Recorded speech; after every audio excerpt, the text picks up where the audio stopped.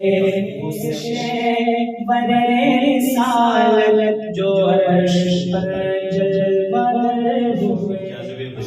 آغاز تلاوت کلام ربانی اور نعت مصطفیٰ صلی اللہ علیہ وسلم سے ہو چکا ہے۔ حضرات محترم، آج کا جو ہمارا ٹاپک ہے، ہمارا موضوع ہے، وہ ہے خواجہ محبوب الہی نظام الدین اولیاء دہلوی علیہ الرحمہ کی حالات زندگی، جس کے لیے آج کے ہمارے خصوصی مہمان ہیں حضرت علامہ مولانا حافظ و قاری عمیر رباعی صاحب قبلہ۔ میں حضرت کی بارگاہ میں گزارش کروں گا کہ حضرت کو شکریہ دیا کہ آپ نے ہمیں اپنا قیمتی وقت عطا فرمایا، اور آج کا جو ہمارا موضوع ہے اس پر ڈسکس کرنے کے لیے آپ ہمارے درمیان حاضر آئے۔ میں آپ کا اپنے مجمع ہوئے ٹیم کی جانب سے خیر مقدم کرتا ہوں۔ سب سے پہلے السلام علیکم ورحمۃ اللہ وبرکاتہ۔ جیسا کہ آج کا جو ٹاپک ہے وہ محبوب الہی علیہ رحمت و رضوان کی حالات زندگی پر گفتگو کرنا ہے، تو سب سے پہلے ہم حضرت کی بارگاہ میں گزارش کریں گے، سوال پیش کریں گے۔ الحمدللہ رب العالمین والصلاة والسلام علی سید المرسلین وعلی آلہ واصحابہ اجمعین، اما بعد فاعوذ باللہ من الشیطان الرجیم، بسم اللہ الرحمن الرحیم، ان اللہ وملائکتہ یصلون علی النبی یا ایھا الذین آمنوا صلوا علیہ وسلموا تسلیما، اللهم صل علی سیدنا مولانا محمد کما تحب وترضى بأن تصلی علیہ صلی علیہ وسلم علیہ رسول اللہ صلی اللہ علیہ وسلم۔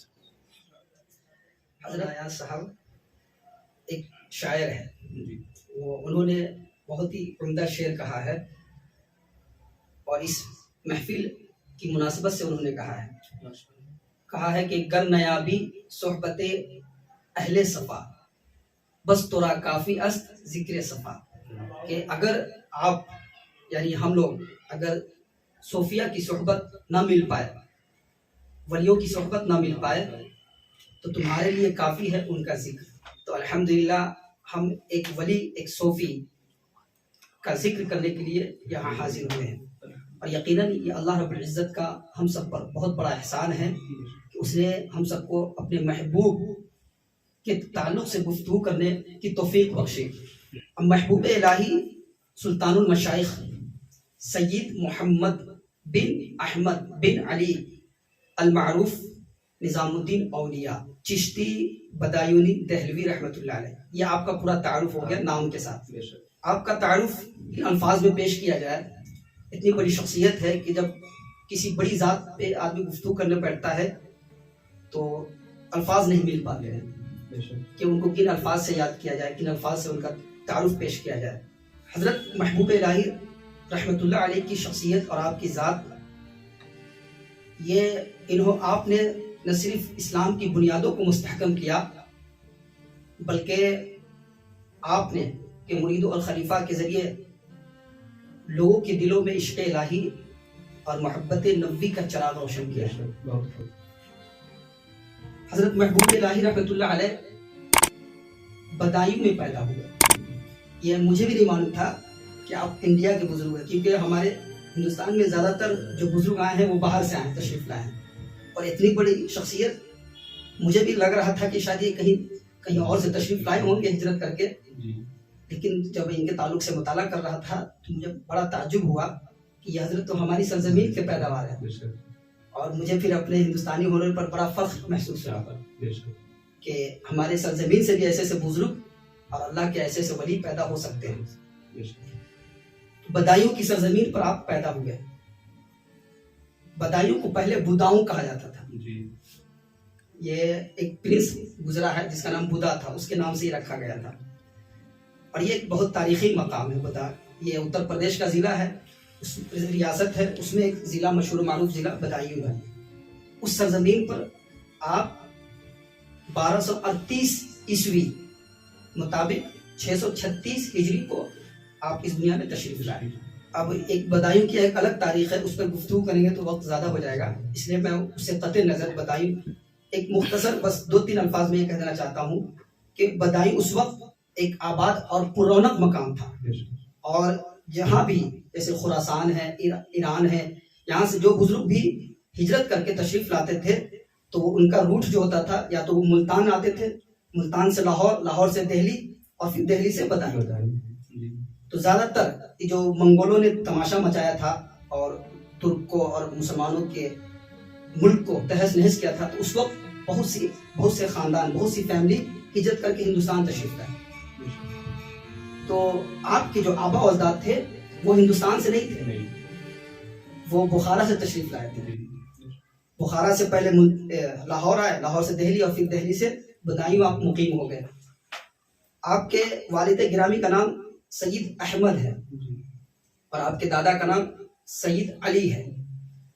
آپ کے نانا کا نام سید عرب ہے، اور آپ کی والدہ کا نام بی بی سیدہ بی بی زلیخا ہے. آپ بدایوں میں پیدا ہوئے. تو اتفاق دیکھیے کہ آپ کے نانا اور آپ کے دادا بہت جگری دوست رہے ہوں گے. تو ہجرت کر کے وہ لاہور آئے، پھر لاہور سے دونوں ساتھ میں دہلی آئے، اور پھر دہلی ساتھ میں ہی بدایوں بھی گئے. اور بدایوں گئے تو وہاں اللہ کے کرم سے دونوں کو اللہ رب العزت نے اولاد کی نعمت سے نوازا. دونوں نے سوچا کہ کیوں نہ ہم دوستی کو رشتہ داری میں بدل لیں. تو انہوں نے اپنی دوستی کو رشتہ داری میں بدل لیا اور دونوں کا نکاح کر دیا. اسی کے وطن سے سید نظام الدین اولیاء محبوب الہی پیدا ہوئے. آپ کی شخصیت، جیسے ہمارے معاشرے میں سماج میں یہ مانا جاتا ہے کہ دو چیز زیادہ دیکھی جاتی ہے کسی کی شخصیت کو، کسی کی ذات کو پرکھنے کے لیے. اس کا خاندان دیکھتے ہیں اور دولت دیکھتے ہیں، اور اگر کریکٹر ہو تو اور ہی کیا بات ہے. کسی ذات میں، کسی شخصیت میں یہ تین چیز اگر جمع ہو جائے تو وہ آدمی بڑا عظیم مانا جاتا ہے. تو ہم سب سے پہلے اس تعلق سے محبوب الہی کو دیکھتے ہیں، سید نظام الدین اولیاء رحمۃ اللہ علیہ کو. تو آپ تینوں معیار پر بہت ہی اونچے مقام پر ہیں. خاندان کے اعتبار سے آپ چاہے والد گرامی کی طرف سے لے لیں یا والدہ کی طرف سے لے لیں، دونوں شجرہ نسب آپ کا حضرت امام حسین رضی اللہ تعالیٰ عنہ پہنچتا ہے. یعنی آپ حسینی سید تھے. اور خاندان بھی، چونکہ اس وقت آپ کے والد جو تھے سید احمد، وہ بدایوں کے قاضی تھے. اور قاضی یہ کوئی معمولی منصب نہیں ہوتا ہے. قاضی یعنی جو مروجہ علوم، اس وقت جو بھی علوم و فنون رائج ہوتا تھا اس میں تمام علوم میں وہ ماہر ہوا کرتے تھے، اس کو قاضی کہتے تھے. ایک بڑا اور اونچا منصب تھا، پوسٹ تھا. اس منصب پر، اس پوسٹ پر آپ فائز تھے. لیکن اب اللہ کا کرنا کہ جب حضرت محبوب الہی حضرت نظام الدین اولیاء کی عمر 5 سال کی ہوئی تو آپ کے والد گرامی اس دنیا سے تشریف لے گئے. اب یہاں پر ایک نقطہ بھی سماعت کرتے جائیں کہ ایسا ہوتا ہے کہ اللہ تعالیٰ جس کو بڑا آدمی بناتا ہے یا جس سے بڑا کام لینا ہوتا ہے اس کو شروع سے ہی تکلیف سے گزارتا ہے. جیسے ایک سونار جو ہوتا ہے وہ سونے کو پہلے آگ میں تپاتا ہے، خوب تپاتا ہے، خوب گرم کرتا ہے، پھر جا کر اسے مختلف زیور کی شکل دیتا ہے. اس کو اگر وہ آگ میں سونا کو نہ تپائے تو وہ مختلف شکل میں ڈھل ہی نہیں سکتا ہے. یہی لوہار کو دیکھ لے تو وہ لوہا کو پہلے آگ میں خوب اچھے سے پکاتا ہے، تپاتا ہے، تب جا کے وہ تلوار وغیرہ، دیگر اوزار وغیرہ، ہتھیار وغیرہ بناتا ہے. تو اللہ رب العزت اسی طریقے سے اپنے نیک بندوں کو مشکلات، پریشانی، حالات کی آگ میں تپاتا ہے، پھر اسے بعد میں جا کے کندن بناتا ہے. تو محبوب الہی رحمۃ اللہ علیہ کی شخصیت بھی اسی میں سے ایک ہے کہ شروع سے ہی آپ 5 سال کے تھے، آپ کے والد گرامی اس دنیا سے تشریف لے گئے. آپ جیسے ہی آپ کے والد گرامی اس دنیا سے تشریف لے گئے، گھر کے جو حالات تھے وہ ڈگمگا گئے، متاثر ہو گئے. ظاہر سی بات ہے، جو انکم کا ذریعہ تھا، آمدنی کا ذریعہ تھا، وہ کیونکہ والد گرامی ان کا ذریعہ تھے تو وہ ختم ہو گیا. والد گرامی کے وفات اور انتقال وصال کے بعد وہ ختم ہو گیا. تو حضرت محبوب الہی رحمۃ اللہ علیہ کی جو والدہ تھی وہ بڑی نیک صالح، پرہیزگار تھی. اس حالات کے ہونے کے باوجود بھی آپ نے اپنے بچوں کو ایسے ہی لاپرواہ نہیں چھوڑا. ایسا ہوتا ہے کہ باپ کا سایہ سر سے اٹھ جائے تو ہمارے معاشرے میں، ہمارے سماج میں یہ دیکھا جاتا ہے کہ وہ بچہ بہت نکما نکلتا ہے، بہت بدماش ہو جاتا ہے، شریر قسم کا ہو جاتا ہے، اس کے اندر ساری برائیاں آ جاتی ہیں، وہ نشہ کرنے کا عادی ہو جاتا ہے، اور معاشرے میں سب سے بدماش وہ بچہ مانا جاتا ہے کیونکہ باپ کا سایہ سر سے اٹھ جاتا ہے. لیکن ایسا محبوب الہی کے ساتھ نہیں ہوا. اگرچہ باپ کا سایہ سر سے اٹھ گیا لیکن والدہ چونکہ ایک اللہ والی تھی، اللہ سے ڈرنے والی تھی، علم کی اہمیت کو سمجھتی تھی، وہ حالات کا مقابلہ تو کرنے کو تیار تھی لیکن بچے کو جاہل رکھنا گوارا نہیں کرتی. اس لیے انہوں نے اپنے بچے کو مدرسہ بھیج دیا. اور اس وقت ایک بہت بڑے بزرگ گزرے ہیں مولانا شادی رحمتullah علیہ جو آپ کے پہلے استاذ ہیں، حضرت محبوب الہی نظام الدین اولیاء کے پہلے استاذ مولانا شادی رحمتullah علیہ، ان کے پاس قرآن پڑھنے کے لیے آپ کی والدہ نے آپ کو بھیج دیا. اس بزرگ کی کرامت یہ تھی، ان کی کرامت یہ تھی کہ جو بھی طالب علم ان کے پاس پہلا پارہ پڑھ لیتا تھا وہ بغیر حافظ قرآن ہوئے نہیں مرتا تھا. تو والدہ چاہتی تھی کہ میرا بیٹا حافظ قرآن بنے، دین کا عالم بنے، دین کا ماہر بنے، اور شوق تھا، جذبہ تھا. تو اس لیے وہ مولانا شادی رحمتullah علیہ کی بارگاہ میں اپنے بیٹے کو بھیج دیتی ہے. پھر ابتدائی فقہ کی کتاب مولانا علاء الدین اصولی سے آپ حاصل کرتے ہیں. اصولی ان کو کہتے ہیں جو فقہ میں بہت ماہر ہو، ان سے بہت سی کتابیں پڑھتے ہیں، اسی میں سے قدوری شریف بھی ہے. اس طریقے سے آپ 16 سال تک بدایوں رہے. بدایوں میں آپ نے جتنے بھی علوم تھے آپ نے مکمل علوم کو حاصل کیا، اس میں مہارت حاصل کی. بلکہ کہا جاتا ہے کہ آپ اتنے ماہر ہو گئے تھے کہ طلبہ میں آپ کے تعلق سے یہ مشہور ہو گیا تھا کہ کوئی بھی علمی مسئلے پر نظام الدین سے کوئی بحث نہیں کر سکتا ہے. آج لوگ بزرگوں اور ولیوں کو بہت یہ سمجھتے ہیں کہ بس یہ لوگ چند اوراد و وظائف پڑھ کر بس خانقاہ میں بیٹھ جاتے ہیں اور پیری مریدی شروع کر دیتے ہیں. ایسا نہیں ہے. یہ کانسیپٹ اور یہ امیج ہم لوگوں نے بنایا ہے بزرگوں کا. لیکن پہلے کے بزرگ یہ ہوا کرتے تھے کہ مروجہ علوم میں پہلے وہ مہارت حاصل کرتے تھے، پہلے علم حاصل کرتے تھے، اپنے آپ اپنی شخصیت کو اپنی ذات کو پہلے تپاتے تھے، مشقت سے محنت سے علم کے حصول میں جد و جہد کرتے تھے، مسلسل کوشش کرتے تھے، تب جا کر کسی مقام پر وہ فائز ہوتے تھے. تو یہ جو ہم امیج بنا رکھے ہیں کہ جو بزرگ ہوتے ہیں بس خانقاہ میں بیٹھ جاتے ہیں، ایسا نہیں ہے. تو اس وقت آپ کو طلاقت لسانی اور قوت استدلال کا وہ ملکہ حاصل تھا کہ بڑے بڑے مولانا، بڑے بڑے علامہ آپ کے سامنے بیٹھ نہیں سکتے تھے. اور آپ کو آپ کے طلبہ جو تھے وہ آپ کو بحاث اور محفل شکن کے لقب سے یاد کرتے تھے کہ جس محفل میں مولانا نظام الدین بیٹھ جاتے ہیں اس محفل کو جیت لیتے ہیں. وہ مہارت اور وہ ملکہ آپ کو حاصل تھا. اتنے آپ نے، بلکہ آپ کو علم کا ذوق اتنا تھا کہ آپ علمی ذوق میں مقامات حریری، جو آپ جانتے ہی ہیں کہ کتنی سخت کتاب ہے اور اس کے ایک ایک مقامات کتنے مشکل اور کتنے ٹف ہے، اس کے الفاظ مترادفات جو اس میں بیان کیے گئے ہیں، وہ درس نظامی میں کتاب پڑھائی جاتی ہے مقامات حریری، وہ بہت ٹف کتاب ہے، اس کا یاد کرنا بڑا مشکل ہوتا ہے. لیکن حضرت نظام الدین اولیاء محبوب الہی اس علمی جنون میں، ذوق میں، آپ کو علم سے اتنا لگاؤ تھا، محبت تھی کہ آپ اس مقامات حریری کے 40 مقامات زبانی یاد کر لیتے، 40 مقامات زبانی یاد کر لیتے. لیکن جب بعد میں احساس ہوتا ہے کہ میں نے خام خواہ اس 40 مقامات کو یاد کر لیا، ولایت میں داخل ہوتے ہیں، تو اس کے بعد آپ نے کفارے کے طور پر مشارق الانوار، جو اس وقت کی بہت فیمس حدیث کی کتاب مانی جاتی تھی، آپ نے وہ مشارق الانوار کی حدیث کی کتاب یاد. اور وہ مشارق الانوار حدیث کی کتاب آپ نے مولانا کمال الدین سے آپ نے پڑھی. تو اس طریقے سے 16 سال تک آپ وہی بدایوں میں رہے. پھر بدایوں سے آپ نے دہلی آنے کا ارادہ کیا. آپ پہلے خود آئے، جائزہ لیا حالات کا، پھر دوسری مرتبہ بدایوں گئے اپنی والدہ کو، اور آپ کی ایک بہن بھی تھی، ان کی شادی ہو چکی تھی، ان کو لیا اور دہلی تشریف لائے. دہلی میں آئے تو چونکہ کوئی ٹھکانہ نہیں تھا آپ کا، مختلف مقامات پر ٹھہرے، کبھی یہاں کبھی وہاں، کبھی اس مکان میں کبھی اس مکان میں. اس طریقے سے آپ یا الگ الگ مقام پہ، الگ الگ جگہ پہ آپ رہیں.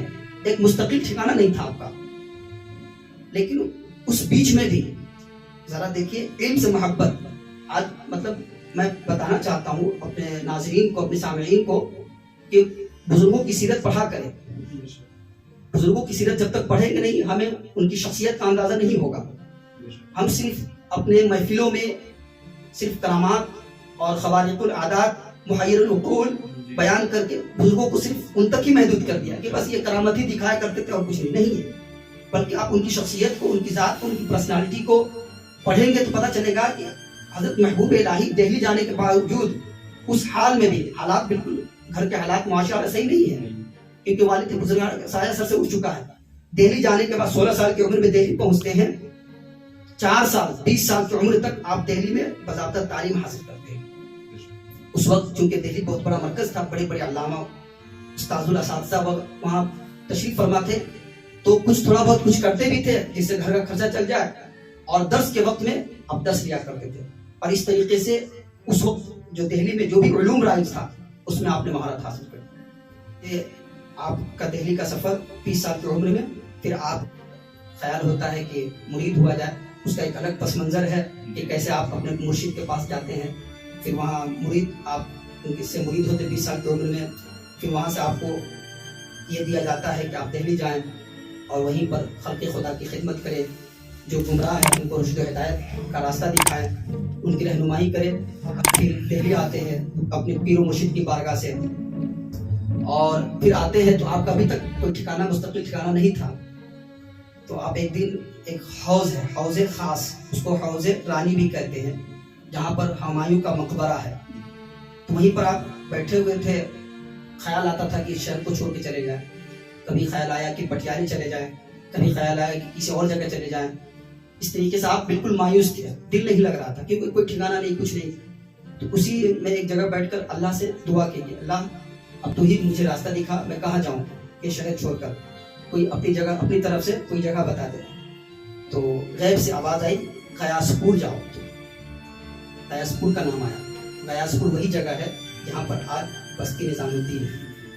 تو آپ وہاں تشریف لے جاتے, جو اس حوض سے 11 کلومیٹر کی دوری پر تھا.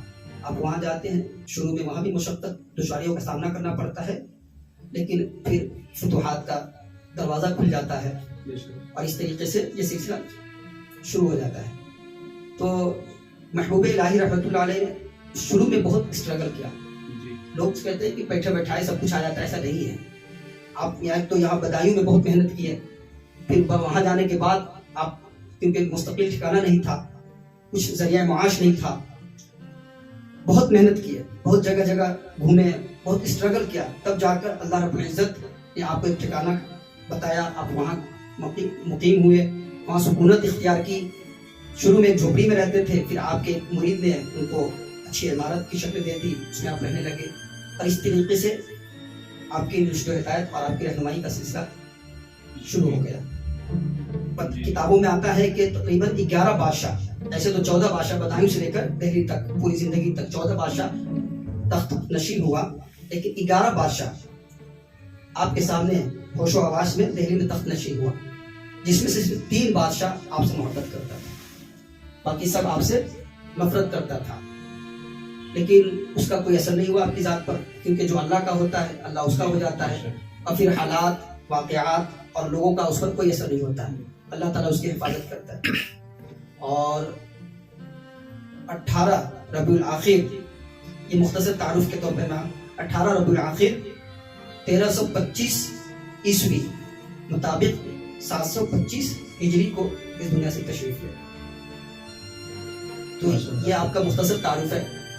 چونکہ وقت حالات بہت کم ہے, اس کے پیش نظر میں نے آپ کا مختصر تعارف آپ کے سامنے رکھا ہے. ماشاء اللہ حضرت, بہت پیاری گفتگو آپ نے اور بہت پیارے انداز میں حضرت سرکار محبوب الہی کا تعارف آپ نے پیش فرمایا.